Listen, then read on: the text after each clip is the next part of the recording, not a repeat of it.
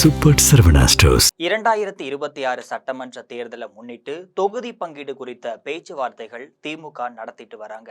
40 தொகுதிகள் ராஜ்யசபா சீட்டுன்னு காங்கிரஸ் கோரிக்கை வைத்த நிலையில முடியவே முடியாதுன்னு ஸ்ட்ரிக்டா மு.க. ஸ்டாலின் சொன்னதா சொல்லப்படுது.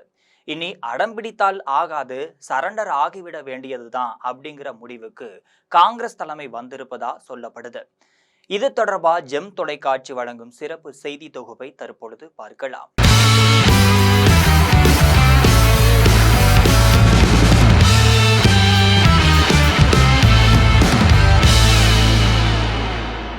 இருபத்தைந்து முதல் 27 தொகுதிகள் வரைக்கும் காங்கிரசுக்கு ஒதுக்கப்படலான்னு உள்ளாட்சி தேர்தலில் கூடுதல் பங்கு வழங்கப்படும்னு ஸ்டாலின் உறுதியளித்த நிலையில அதற்கு காங்கிரஸ் ஒப்புக்கொண்டிருக்காங்க. விரைவில் இருதரப்பும் நேரில் சந்தித்து தொகுதி பங்கீடு இறுதி செய்யும் அப்படின்னு அரசியல் பார்வையாளர்கள் சொல்றாங்க. 2026 சட்டமன்ற தேர்தலை முன்னிட்டு தான் திமுக மட்டும் இல்லாம காங்கிரஸ் இவங்க 2 பேத்துக்கு நடுவுல தொகுதி பங்கீடு பேச்சுவார்த்தை இன்னும் முடிவுக்கு வராம நீண்டு கொண்டேதான் சென்றுட்டு இருக்கு. பங்கீடு பேச்சுவார்த்தையில முதல்வர் மு.க. ஸ்டாலின் ஸ்ட்ரிக்டாக நிலைப்பாடு எடுத்ததால காங்கிரஸ் தரப்புல சமரச முயற்சிகள் அதிகரித்துள்ளதா தகவல் வெளியாகி இருக்கு.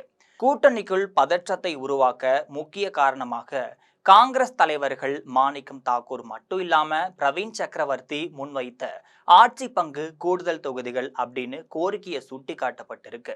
அவர்களது இந்த கருத்துகள் கூட்டணிக்குள் சலசலப்பை ஏற்படுத்தியிருந்த நிலையில காங்கிரஸ் அமைப்பு பொதுச் செயலாளர் கே.சி. வேணுகோபால் இதுக்கப்புறமா விளக்கம் அளிச்சு அது கட்சியின் அதிகாரப்பூர்வ நிலைப்பாடு கிடையாதுன்னு தெரிவிச்சிருந்தார். இருந்தாலும் அவர்கள் பேசும்போது ஏற்பட்ட மனக்கசப்பு முழுமையா சரியாகவில்லைன்னு சொல்லப்படுது. இந்த சூழ்நிலையில தான் கூட்டணி பேச்சுவார்த்தையை திமுக தொடங்கிய போதும் காங்கிரஸை தவிர்த்து மற்ற கட்சிகளுடன் முதலில் ஆலோசனை நடத்தி இருந்துச்சு. இந்த சூழ்நிலையில தான் கூட்டணி பேச்சுவார்த்தை திமுக தொடங்கியிருந்த போதும் கூட காங்கிரஸை தவிர்த்து மற்ற கட்சிகளுடன் முதல்ல ஆலோசனை நடத்தியது அரசியல் வட்டாரங்கள்ல கவனத்தையும் ஈர்த்திருந்துச்சுன்னே சொல்லலாம். இதற்கிடையில் சென்னை வந்த கே.சி. வேணுகோபால் முதல்வர் ஸ்டாலினை அவரது இல்லத்திற்கு நேரில் சென்று சந்தித்து பேசியிருந்தாரு. இந்த சந்திப்பு பார்த்தீங்கன்னா 1 மணி நேரத்துக்கு மேலாக நடைபெற்றதுல உடன்பாடு எதுவுமே எட்டப்படாமே இருந்திருக்கு. காங்கிரஸ் தரப்புல ஆரம்பத்திலிருந்து அதிக தொகுதிகளில் போட்டியிட வேண்டும் அப்படிங்கிற விருப்ப மனு நிலவிட்டு இருந்துச்சு. அதேவேளை தேசிய அரசியல் சூழ்நிலை மட்டும் இல்லாம சிறுபான்மை வாக்குகள் ஆகியவற்றை கருத்தில் கொண்டு சோனியா காந்தியுடன் நேரடியாக பேசி கூட்டணியை தொடர விருப்பம் இருப்பதை ஸ்டாலின் தெளிவுபடுத்தியதா கூறப்படுது. இந்த பின்னணியில தான் கே.சி. வேணுகோபால் அவசரமாக சென்னை வந்ததா தகவல் தெரிவிக்கப்பட்டிருக்கு.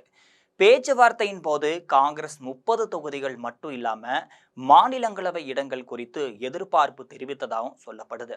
இதற்கு பதிலளித்த ஸ்டாலின் வரக்கூடிய தேர்தல் மிக முக்கியமானது என்றும் புதிய கட்சிகள் கூட்டணியில் சேர்ந்துள்ளதால் தொகுதி ஒதுக்கீட்டுல மாற்றங்கள் தவிர்க்க முடியாதவை என்றும் சொல்லியிருக்காரு. அதே சமயம் காங்கிரசுக்கு கௌரவமான அளவுல தொகுதிகள் வழங்கப்படும்னு அவர் கூறியதா தகவல் தெரிவிக்கப்பட்டிருக்கு. பேச்சுவார்த்தையோட இறுதி முடிவுல கூட்டணி தர்மத்தை மதிக்க வேண்டிய அவசியம் குறித்து ஸ்டாலின் நேரடியாக கேள்வி எழுப்பியதாகவும் கூறப்படுது. இதனால் உடனடி முடிவு எட்டப்படாமல் பேச்சுவார்த்தை தொடரும் நிலை ஏற்பட்டிருந்துச்சு. திமுக தரப்பின் நிலைப்பாட்டை புரிந்து கொண்ட காங்கிரஸ் மேலிடம் அடுத்த கட்டமா கிரிஷ் ஜோடாங்கரை சென்னைக்கு அனுப்பியிருந்துச்சு. அவர் திமுக துணை பொதுச் செயலாளர் கனிமொழியை சந்தித்து பேசிய போது ஏற்பட்ட மனஸ்தாபங்களை தாண்டிதான் பேச்சுவார்த்தை விரைந்து முன்னேற்ற வேண்டும் அப்படிங்கிற கோரிக்கை வைத்ததா சொல்லப்படுது. இதற்கு கனிமொழி முதல்வருடன் ஆலோசித்து சமாதான முயற்சி மேற்கொள்வதா தெரிவித்ததா தகவல் சொல்லப்படுது.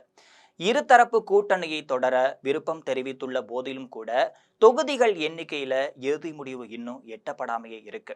மாநிலங்களவை மட்டும் இல்லாம உள்ளாட்சி தேர்தல் தொடர்பான விவாதங்கள் சுமூகமாக இருந்தாலும் கூட சட்டமன்ற தேர்தலுக்கான தொகுதி பங்கீடு குறித்து ஆலோசனை தொடர்ந்து நடைபெற்றுதான் இருக்கு.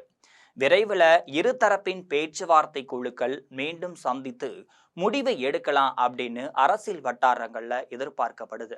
இது போன்ற அரசியல் பின்னணி செய்திகளை அன்றாடம் தெரிந்து கொள்ள ஜெம் தொலைக்காட்சியுடன் எப்பொழுதும் இணைப்பில் இருங்கள்.